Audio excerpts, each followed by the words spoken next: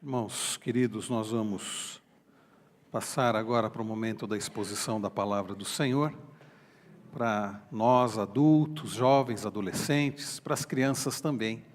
Então, crianças, este é um momento para vocês também, é um momento da pregação da palavra do Senhor.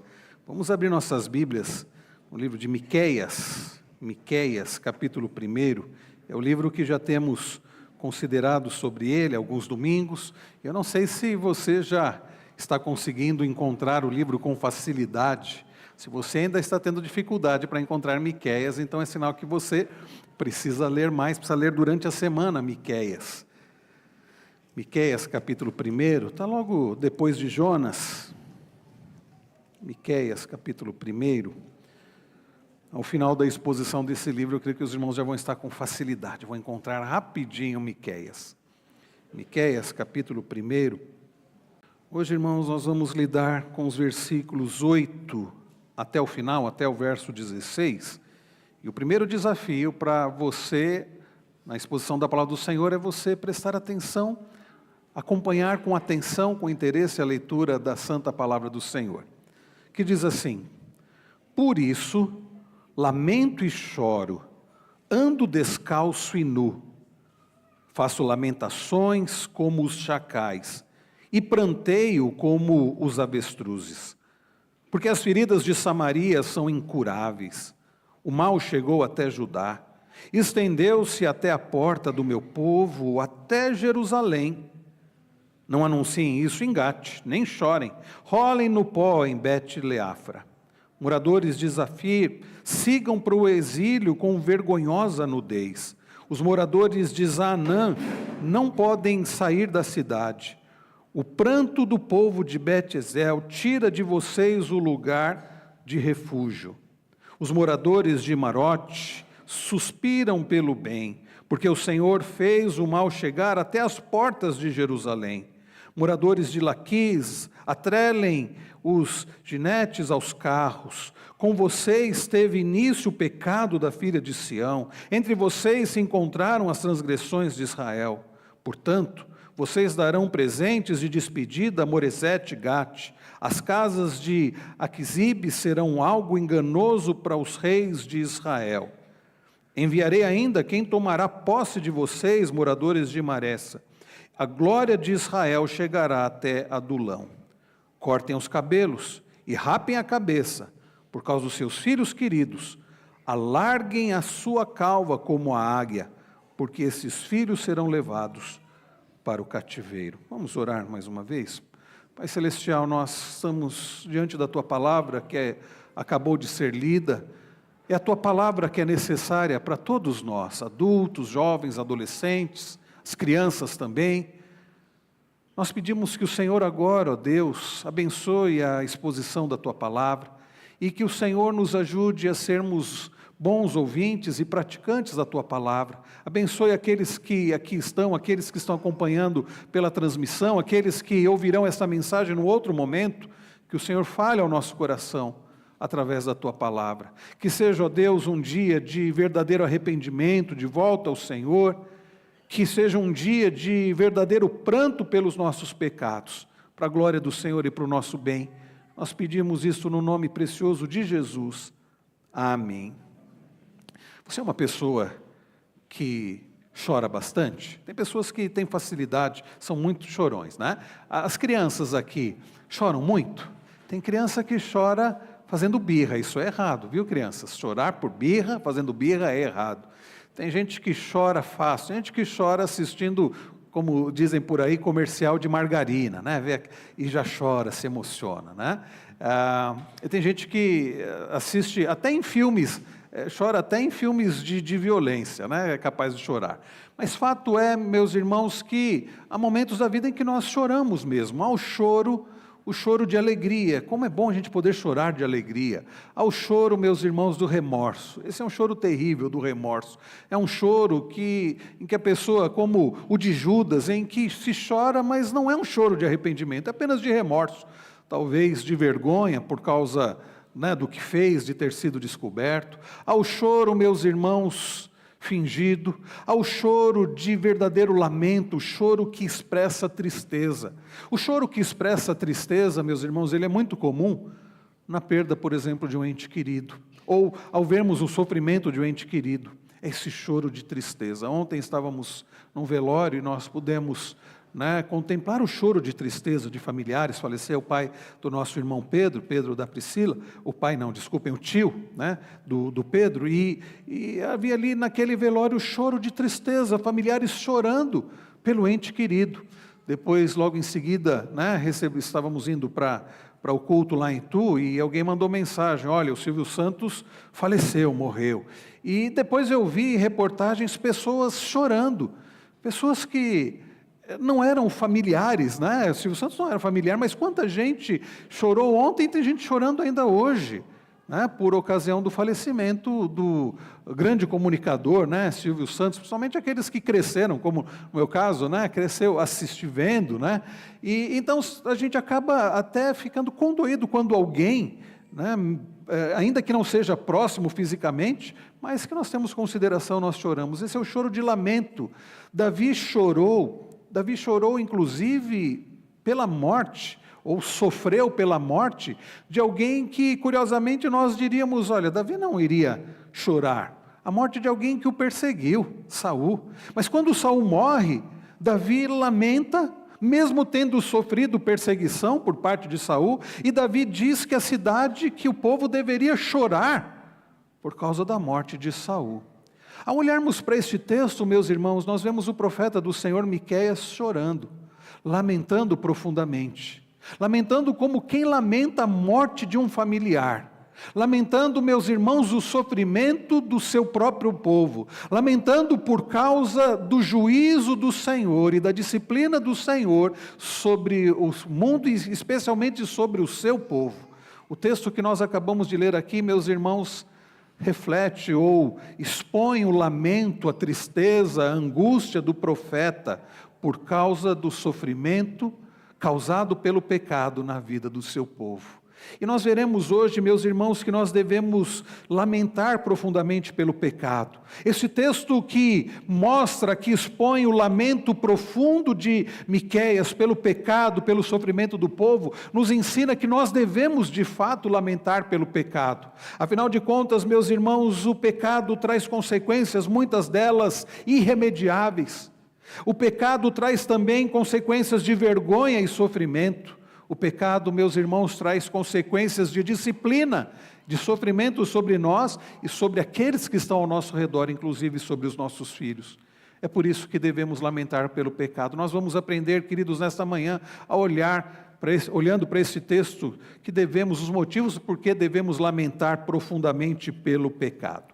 Olhem, irmãos, comigo novamente, o verso de número 8, diz o profeta Miqueias: por isso lamento e choro, ando descalço e nu, faço lamentações como chacais e pranteio como os avestruzes. Nós estamos vendo este livro da palavra do Senhor que traz juízo, são pelo menos 3 grandes oráculos de juízo do Senhor contra o mundo e contra inclusive o seu próprio povo, e é um livro difícil por causa desses juízos, mas é um livro necessário. É um livro que toca na ferida, é um livro que fala sobre um assunto que nós não gostamos de ouvir, em geral o ser humano não gosta de ouvir, e não é de hoje, que é o pecado. E através, meus irmãos, dessa mensagem dura, porém necessária, nós somos confrontados em relação aos nossos próprios pecados, a fim de que possamos verdadeiramente nos arrepender. Semana passada, olhando para os versículos anteriores, nós aprendemos que devemos parar de brincar com Deus. Nós fomos, queridos, conclamados a levar Deus a sério. Ao olharmos para os versículos anteriores, por exemplo, nós vimos no verso 2, que Deus não é indiferente em relação ao pecado do seu povo. Nós vimos, olhando para os versos 3 e 4, que devemos parar de brincar com Deus, porque quando Deus vem em juízo, não há nada que possa deter a mão poderosa do Senhor. Nós vimos também, querido, semana passada, olhando o versículo 5, que devemos parar de brincar com Deus, devemos levar Deus a sério, porque Deus começa o seu juízo no meio do seu povo. Não é entre os incrédulos, mas no meio do seu povo. E por fim, ao olharmos para os versos 6 e 7, nós aprendemos que devemos levar a Deus a sério, parar de brincar com Deus, porque a sentença que Deus estabelece, ela é cumprida. Ele é o justo juiz, e Ele cumpre a sua sentença. E agora, meus irmãos, ao olharmos para o verso de número 8, nós vemos aqui o profeta do Senhor lamentando. Nós vemos o profeta do Senhor chorando. Nós lemos a respeito do profeta do Senhor Miqueias, não somente trazendo a mensagem de juízo, mas ele traz uma mensagem dura, mas com um coração quebrantado. Ele prega, queridos, de forma firme, mas o seu coração, os seus olhos estão marejados. Olhem novamente, diz, por isso lamento e choro. Ele chora, e é um choro, meus irmãos, de profunda tristeza. É o choro de alguém que sofre pela perda, por exemplo, de um ente querido. É o choro de alguém que vê o sofrimento de alguém que ama. E ele diz, ando descalço e nu. Percebam, meus irmãos, a situação do profeta, descalço e nu, simbolizando a sua profunda tristeza, a sua angústia. Era comum naquele tempo, na região oriental, diante de grande lamento, diante de grande tristeza, pessoas rasgarem as suas vestes, demonstrando toda a sua tristeza. Foi exatamente isso que Jó fez. Ele rapou a cabeça, ele rasgou as vestes, ele se deitou na cinza, para expressar a sua profunda tristeza, ao perder não somente todos os seus bens, mas diante da morte iminente dos seus filhos, da morte terrível dos seus filhos. Então está aqui, meus irmãos, Miqueias, andando nu, andando descalço, demonstrando toda a sua angústia, toda a sua aflição, toda a sua tristeza, por causa do sofrimento do seu povo, por causa do pecado do seu povo, por causa das consequências do pecado do seu povo. A primeira coisa, meus irmãos, que nós podemos ver aqui é que devemos lamentar profundamente pelo pecado, por causa das consequências, e muitas delas consequências irremediáveis. Olhem comigo agora o verso de número 9. Miqueias diz assim: depois ele dizer que ele andava lamentando e chorando, descalço, nu, lamentando como chacais, pranteando como avestruz, ele diz o porquê. Ele diz, porque as feridas de Samaria são incuráveis, o mal chegou até Judá, estendeu-se até a porta do meu povo, até Jerusalém. Já foi falado aqui, meus irmãos, nessa exposição, que o povo de Deus estava dividido, né, em duas partes, né, em dois reinos, reinos do norte e reino do sul. Reino do norte com 10 tribos e reino do sul com 2 tribos, alguns chegam a dizer 2,5 tribos, né? Mas colocando também os levitas, né, ali junto com as outras 2 tribos. Mas fato é, meus irmãos, que após a morte de Salomão, o reino se dividiu, e tanto o reino do norte quanto o reino do sul agiram com pecado diante do Senhor, agiram com rebeldia e idolatria do Senhor. É verdade que o reino do norte isso ainda foi mais intenso, e é por isso que em 722 a.C., Deus usou a Síria, né, para disciplinar o reino do norte, em 722 a.C., e pouco tempo depois, 586 a.C., o reino do sul também foi assolado e foi levado cativo, né, para a Babilônia. Mas fato é, meus irmãos, que o profeta Miqueias, como alguém que assiste a um filme, e imaginem isso, Miqueias assistiu a estas coisas. Miqueias, Deus deu a ele, como nós vimos no início do capítulo 1, Deus deu a ele a visão. E ele viu, meus irmãos, o que haveria de acontecer com o reino do norte. Aliás, Miqueias está profetizando justamente naquela época, justamente naquele tempo de 722 a.C., justamente quando Deus levanta a Síria com Senaqueribe, um homem terrível, com um exército terrível, para assolar o reino do norte e destruir o reino do norte, reino que nunca mais se reergueu. Porque se você for pesquisar acerca das 10 tribos, né, que foram assoladas, você vai ver que essas tribos se dispersaram e não se consegue mais falar e identificar essas 10 tribos. Fato é, meus irmãos, que Miqueias assistiu a isso. E é por isso que ele diz das feridas de Samaria, porque a capital do Reino do Norte era Samaria. A capital de Israel, o Reino do Norte, era Samaria. E a capital do Reino do Sul, Judá, era Jerusalém. E então Miqueias faz menção, como nós vimos nos versículos anteriores, à idolatria de Samaria, e agora Miqueias faz menção às feridas e ele chama de incuráveis. Porque ter ferida já é algo terrível. Agora imagina uma ferida incurável. Uma ferida que não adianta você passar remédio, que não adianta, você pode fazer qualquer coisa, ela continua aberta, ela continua ali purulenta, ela continua ali doendo. E Miqueias faz menção às feridas de Samaria como feridas irremediáveis. Não há cura. Miqueias sabia acerca dos assírios destruindo o reino do norte. Irmãos queridos, por que é que os assírios vieram contra o reino do norte?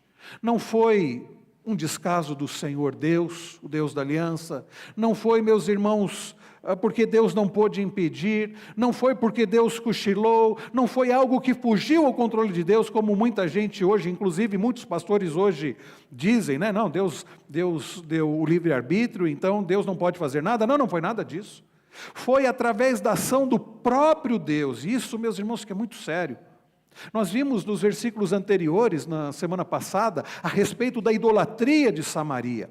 E agora nós vemos aqui, meus irmãos, Deus pesando a sua mão, Deus tratando com o seu próprio povo, porque mesmo as 10 tribos do norte também eram povo da aliança. Mas Deus, meus irmãos, agindo com juízo, e aqui Miqueias usa a expressão ferida irremediável. A ferida irremediável é aquele pecado, meus irmãos, que já tem o juízo de Deus sobre ele. E nós olhamos para esse mundo, um mundo caído, e nós percebemos e nós sabemos do juízo do Senhor que virá. O próprio Senhor Jesus falou sobre a realidade do inferno. Jesus mesmo falou sobre isso, falou sobre o juízo de Deus. E fato é, queridos, que este mundo sofrerá o juízo de Deus. E é um juízo sobre aqueles que já estão condenados. É um juízo irremediável. E eu fico pensando, será que há entre nós alguém aqui cujo juízo de Deus é irremediável? Cuja ferida é irremediável? Você precisa considerar a sua vida, aqueles que não pertencem ao Senhor, aqueles que zombam de Deus, aqueles que não querem saber de Deus, aqueles que vivem na prática deliberada da idolatria. Não havendo arrependimento, não haverá salvação. E a condenação é certa, meus queridos, para aqueles que não se arrependem, para aqueles que não reconhecem a Deus, para aqueles que vivem em pecado deliberado. Isso, meus irmãos, deveria nos levar não a sorrir, não a rir, não a brincar. É fato que este mundo zomba de Deus e por vezes nós ficamos inconformados e alguns de nós acabam por ficar irados e querem fazer justiça. Mas a verdade é, meus irmãos, que existem feridas irremediáveis que levam à condenação eterna. Isso não deve levar você a achar isso engraçado. Não devem levar você a agir com indiferença.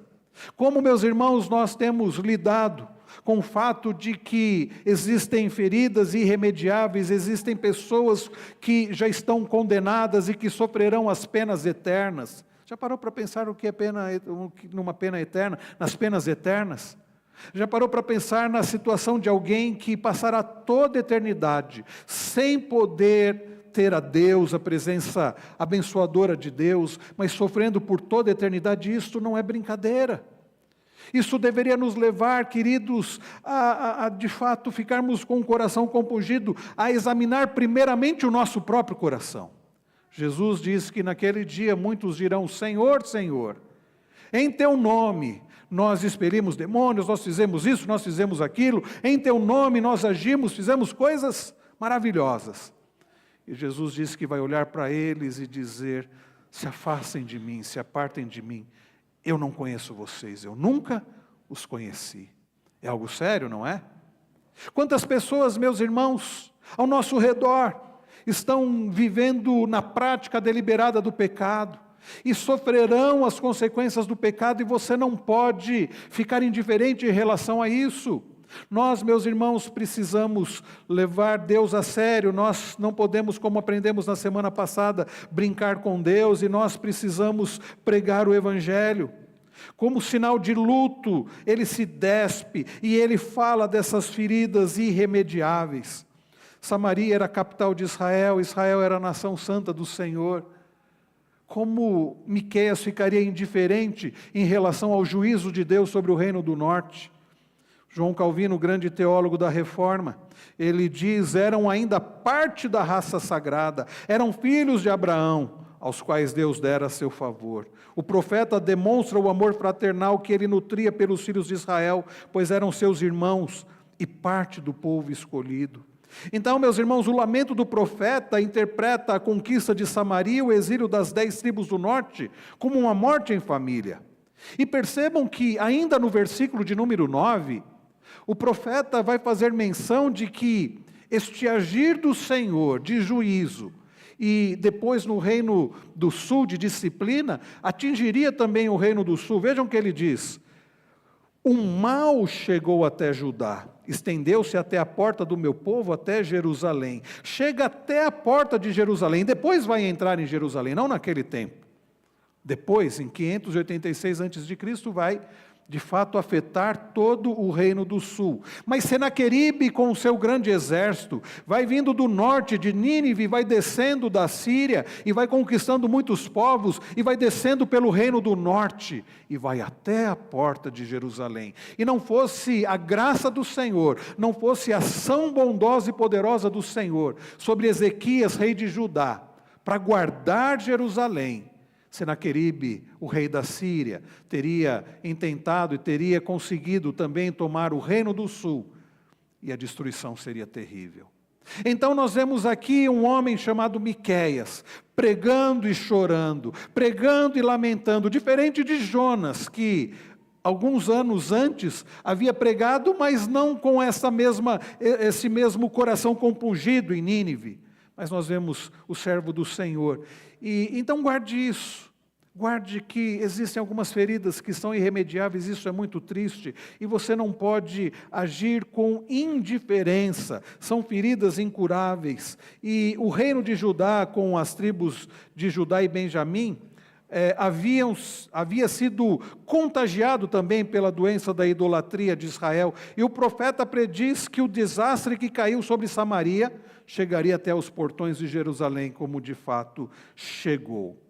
E aí eu me lembro, meus irmãos, das palavras do nosso Senhor Jesus, anos depois, em Jerusalém, lá em Mateus 23, nós lemos isso, os versos 37 e 38, Jesus, na cidade santa, ele olhando para Jerusalém, poucos dias antes da sua crucificação, Jesus expressa o seu lamento dizendo: Jerusalém, Jerusalém, que matas os profetas e apedrejas os que te foram enviados. Quantas vezes quis eu reunir os teus filhos, como a galinha ajunta os seus pintinhos debaixo das asas, mas vocês não quiseram, diz Jesus sobre Jerusalém. Eis que a vossa casa vos ficará deserta. Irmãos queridos, nós precisamos, a semelhança de Cristo, a semelhança de Miqueias, ter de fato um coração compungido. Nós devemos olhar para o mundo assim como Jesus, com os olhos de Cristo. Será que você tem lamentado pelo estado perdido deste mundo, pelo estado caído deste mundo, pelas feridas deste mundo, pela condenação deste mundo? Isso tem trazido tristeza, lamento ao seu coração? Eu fico vendo coisas absurdas, igrejas onde existe a tal da unção do riso, e as pessoas ficam rindo sem parar, e eu fico pensando, por que é que o Espírito Santo faria uma coisa dessa? Na verdade, nós não deveríamos estar rindo sem parar. Indiferentes à situação desse mundo caído, nós deveríamos estar chorando. Nós não lemos sobre Jesus rindo sem parar, fazendo piada, e as pessoas assistem seriados como aquele The Chosen, e tem a imagem de Jesus, um cara brincalhão, quando na verdade, pelas Escrituras, nós vemos o quanto Jesus sofria e chorava por causa deste mundo caído. Ao contemplar, meus irmãos, pessoas ovelhas sem pastor, pessoas condenadas, pessoas em pecado, e assim nós deveríamos também carregar o nosso coração. Então, por que devemos, de fato, lamentar pelo pecado? Porque o pecado é coisa séria e traz consequências. Se existem feridas irremediáveis, incuráveis, existem consequências, meus irmãos, certas, consequências eternas para aqueles que morrem em pecado. Isso deveria compungir o seu coração, a começar você a avaliar o seu próprio coração. Mas em segundo lugar, meus irmãos, ao olharmos para este texto, e a partir do verso 10 até o verso de número 15, nós aprendemos que devemos lamentar profundamente pelo pecado, por causa das consequências de vergonha e sofrimento que o pecado causa. A partir do verso de número 10, meus irmãos, nós vemos um lamento sobre cidades, sobre algumas cidades, e ao olharmos esses lamentos sobre essas cidades, nós podemos perceber como Miqueias mostra a vergonha e a tristeza advinda pelo juízo, através do juízo do Senhor, usando a Síria e depois usando a Babilônia, contra e sobre o seu próprio povo. Olhem comigo o verso de número 10. Ele começa dizendo: não anunciem isto em Gate, nem chorem, roem no pó em Bet-Leafra. A primeira cidade aqui que é mencionada por Miqueias é a cidade de Gate. E é curioso porque ele diz: não anunciem isso em Gate. Por que não anunciem isso em Gate?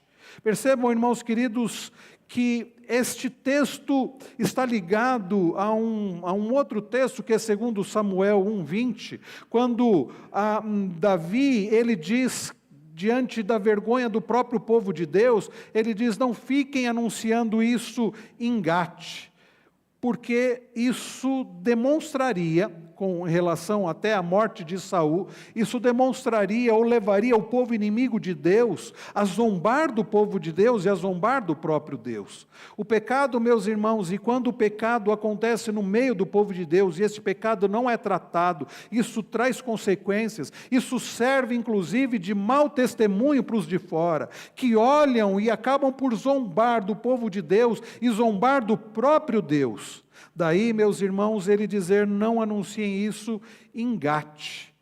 Gate era a cidade natal de Golias, o gigante Golias, para onde Davi fugira tolamente do rei Saul. E a última referência no versículo 15, nós lemos no versículo 15, é a respeito de Adulão. Foi nas cavernas de Adulão que Davi fugiu para se refugiar contra as tentativas violentas de Saul, que Saul queria matá-lo. Isso sugere que o julgamento de Samaria e Jerusalém significava, meus irmãos, algo que atingiria o reino de Davi, e um retorno ao tempo em que Davi e o seu bando se escondiam nas cavernas. Então Davi diz assim, Miqueias diz assim: não anunciem em Gate, porque isso traz vergonha. A mensagem de Davi, acatada por Miqueias, é que os judeus não deveriam se alegrar com o julgamento merecido de Samaria. Sabe por quê? Porque esse julgamento chegaria também a Jerusalém. Os do reino do sul não deveriam se alegrar com o que estava acontecendo com o reino do norte, porque isso também, o juízo do Senhor, e no caso do reino do sul viria como disciplina, né? Atingiria também o reino do sul. E percebam, meus irmãos, que no mesmo versículo 10 ele faz referência a uma outra cidade, Bet-Leafra. Bet-Leafra. Bet-Leafra, meus irmãos, significa casa do pó, ou casa da poeira. Bet-Leafra, casa da poeira. E nesse caso, meus irmãos, que significa isso, percebam que o profeta, e não é um simples jogo de palavras, mas o profeta vê os nomes dos lugares como um anúncio ali do destino do que haveria de acontecer com eles, porque Bet-Leafra ficaria no pó. Então, esta cidade, meus irmãos, sofreria, essa cidade Bet-Leafra, a cidade do pó, como diz ele aqui no versículo, ele diz assim: rolem no pó em Bet-Leafra.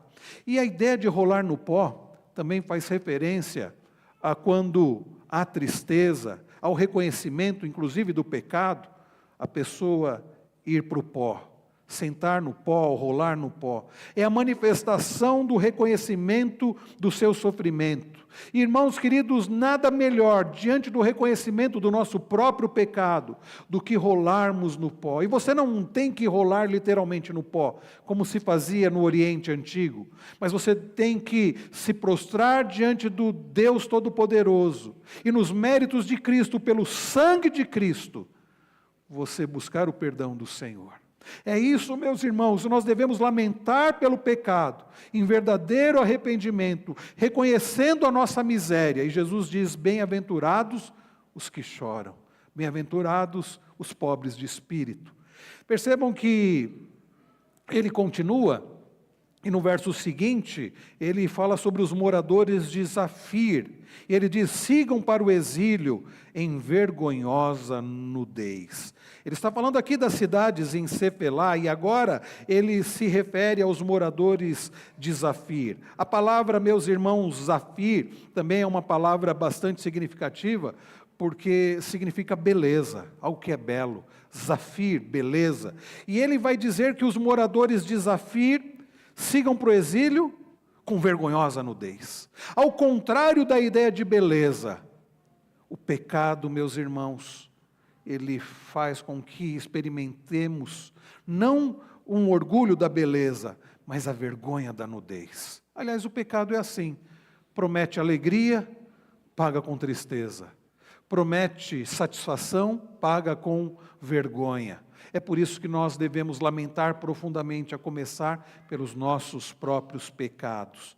Na continuação, do verso de número 11, ele fala sobre Zaanã, ele fala sobre os moradores de Zaanã. Esta palavra Zaanã significa sair, significa saída. E percebam que ele vai falar dos moradores de Zaanã. Ele diz: os moradores de Zaanã não podem sair da cidade. É curioso isso, Zaanã significa sair, mas os moradores de Zaanã não podem sair da cidade. Os moradores de Zaanã sofreriam, meus irmãos, com a invasão de Senaqueribe da Síria e não conseguiriam sair da cidade. Sofreriam as consequências na própria cidade. Percebam, queridos, as consequências do pecado sobre o reino do norte, sobre o povo de Deus. Deus, meus irmãos, é um Deus que leva a sério a sua palavra, leva a sério os seus preceitos, e nós não podemos brincar com Deus, devemos lamentar pelo nosso pecado. Ainda no verso de número 11, ele faz referência a uma outra cidade chamada Bet-Ezel. Bet-Ezel. Bet-Ezel, meus irmãos, significa aqui como que uma cidade de refúgio. E percebam que ele diz a respeito dos moradores do povo de Bet-Ezel. Ele diz assim: o pranto do povo de Bet-Ezel tira de vocês o lugar de refúgio. Bet-Ezel é lugar de refúgio, mas o choro por causa, e o lamento e a tristeza por causa dos pecados, tira esse refúgio. Irmãos queridos, somente Deus é refúgio. E se você se voltar contra Deus, que refúgio você terá? Se você se levantar contra Deus, onde você terá refúgio? É por isso que você não tem que temer a pessoas.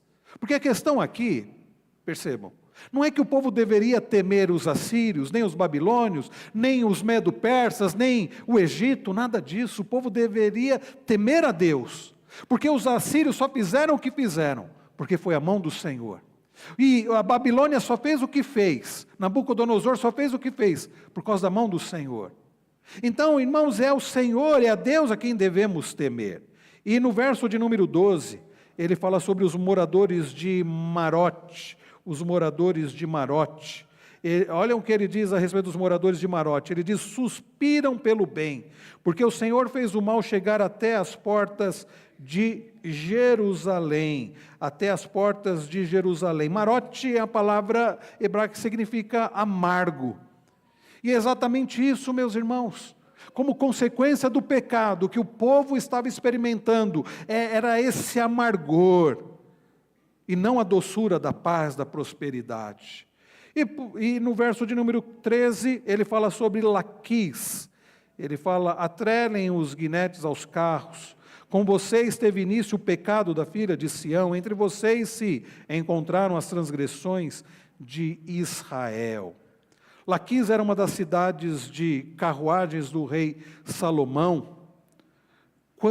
Quantas carruagens, quantos cavalos. E a ideia aqui, é curioso porque Laquis, a palavra Laquis, quando ele fala aqui, depois ele diz assim, ata corcéis, ou ata os cavalos aos carros, a palavra aqui para cavalos é cavalo de corrida e não de guerra. Porque havia palavra para cavalo de corrida e havia palavra para cavalo de guerra. E aqui a ideia é cavalo de corrida, ou seja, não é para que o povo, não significa que o povo teria cavalos para guerra contra os assírios, mas cavalo de corrida para fugir, para mostrar a vergonha que o pecado causa. Irmãos, quantas coisas nós podemos aprender aqui nestes versículos de 10 a 15, quando chega no verso de número 14, ele fala de Moresete Gate, fala sobre as casas de Aquisibe, e, irmãos, no verso 15 fala sobre Maressa. E todas essas cidades, como nós vemos aqui, demonstram ou refletem a vergonha, refletem a tristeza, o sofrimento que o pecado causa. Moresete, quando nós olhamos aqui sobre Moresete Gate, fala sobre, olhem comigo novamente, no verso de número 14, ele fala assim, portanto, vocês darão presentes de despedida a Moresete Gate. Por que, meus irmãos, presentes de despedida? Moresete soa como uma palavra hebraica para noiva, e Moresete será oferecida como um dote nupcial ao rei da Síria. Olha que coisa terrível. A cidade cujo nome soa como noiva, seria oferecida para os assírios. E então, ele na sequência, meus irmãos, nós percebemos que ele continua falando, e depois ele falar de Moresete Gate, ele fala sobre Aquisibe, que significa fonte mentirosa, ou local de engano. Então, da mesma forma, a cidade de Aquisibe foi enganada pelos seus pecados, e o pecado engana. E finalmente, meus irmãos, fala sobre Maressa, ou Maressá, significa cidade de conquista, ou cidade hereditária, a cidade que foi conquistada pelos inimigos. O que nós aprendemos nesta lista de cidades, com esses significados todos, neste trocadilho que o profeta faz? O pecado, meus irmãos, causa vergonha, causa tristeza, causa sofrimento. É por isso que você deve lamentar, para que não aconteça com você o que aconteceu com o Reino do Norte. E eu quero encerrar, meus irmãos, olhando para o verso de número 16. Olhem comigo, vamos ler juntos? Leiamos. Cortem os cabelos e rapem a cabeça, por causa dos seus filhos queridos, alarguem a sua calva como a águia, porque esses filhos serão levados para o cativeiro. Percebam, meus irmãos, que em terceiro lugar, nós devemos lamentar profundamente pelo pecado, porque o pecado traz consequências de disciplina que atingem inclusive aqueles que estão ao nosso redor. Percebam que o texto, Miqueias, fala sobre os filhos sendo levados para o cativeiro. Ele usa aqui essas expressões, cortar os cabelos e rapar a cabeça. Essa era uma atitude, como eu já disse, que demonstra a tristeza, demonstra o nosso luto, a nossa tristeza, inclusive o arrependimento. Foi assim, meus irmãos, foi essa atitude de Jó, ao saber da morte dos filhos, ele demonstrou a sua tristeza rapando a sua cabeça. E, queridos, o que é esperado daqueles que pecam contra o Senhor? Não é que continuem vivendo orgulhosamente em pecado, não é que continuem vivendo em indiferença, mas é para que lamentem profundamente. É para que se prostrem diante do Senhor em verdadeiro arrependimento. Ele fala para agir dessa forma, e ele fala sobre as consequências, e aqui Miqueias já faz referência ao fato de que Deus se levantaria contra o reino do sul também, contra Judá, contra Jerusalém, e ele usaria, não os assírios, mas os babilônios, e levaria o seu povo cativo para a Babilônia, e nós conhecemos a história.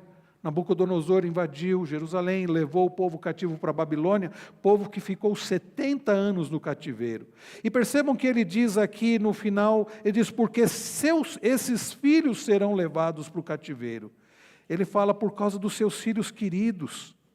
Irmãos, eu fico lendo isso e me angustia pensar que o que pode acontecer com os meus filhos. E me angustia pensar que os meus pecados influenciam a vida dos meus filhos. Eu olho com alegria, eu olho aqui para a igreja e vejo nossas crianças aqui.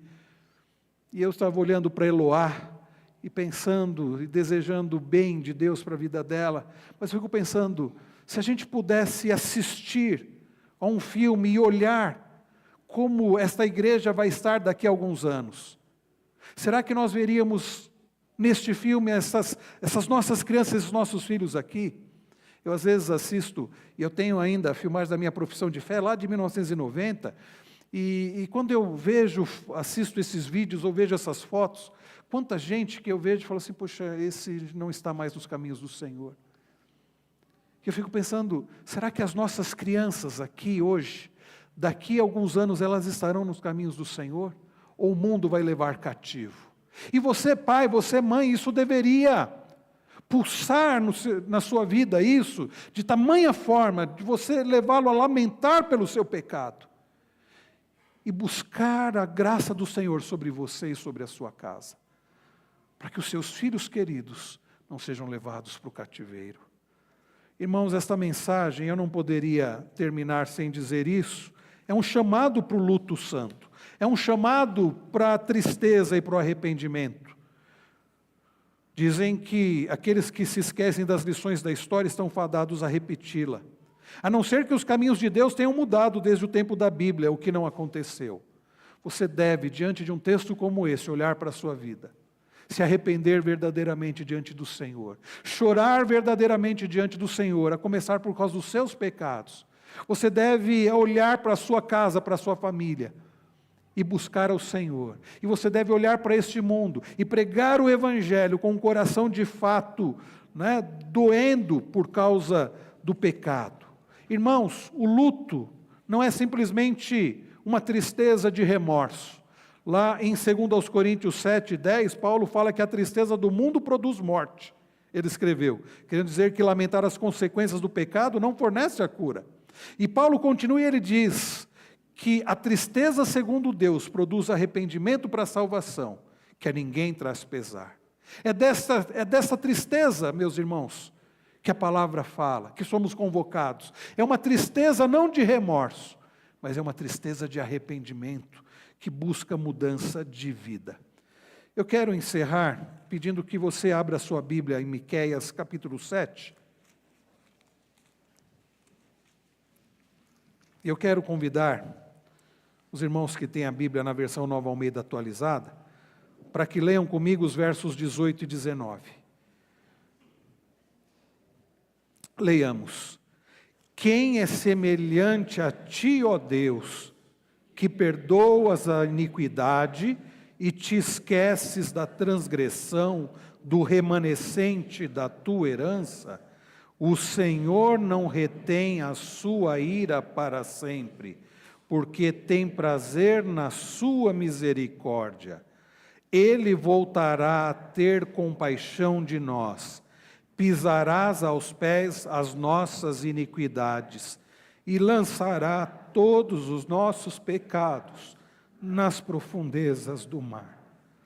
Meus irmãos, este livro não termina falando sobre o juízo sobre o reino do norte, e nem tampouco fala sobre a destruição do reino do sul, porque o reino do sul foi tratado, foi para o cativeiro, foi tratado, houve arrependimento. E desde então Deus tem sustentado o remanescente fiel. E é por isso que eu não podia deixar de terminar essa mensagem com essas palavras. Nós não tivemos, eu não sei se você percebeu, ao longo da liturgia do culto, um momento de contrição, porque eu deixei para agora. Porque eu quero que você agora busque ao Senhor verdadeiramente arrependido, na certeza de que Deus é aquele que perdoa as iniquidades e que esquece da transgressão. Ele é aquele que não retém para sempre a sua ira, mas é aquele que tem prazer na misericórdia. Ele é aquele, como diz Miqueias, que volta a ter compaixão de nós e que lança, meus irmãos, os nossos pecados nas profundezas do mar, através do sangue precioso do seu Filho.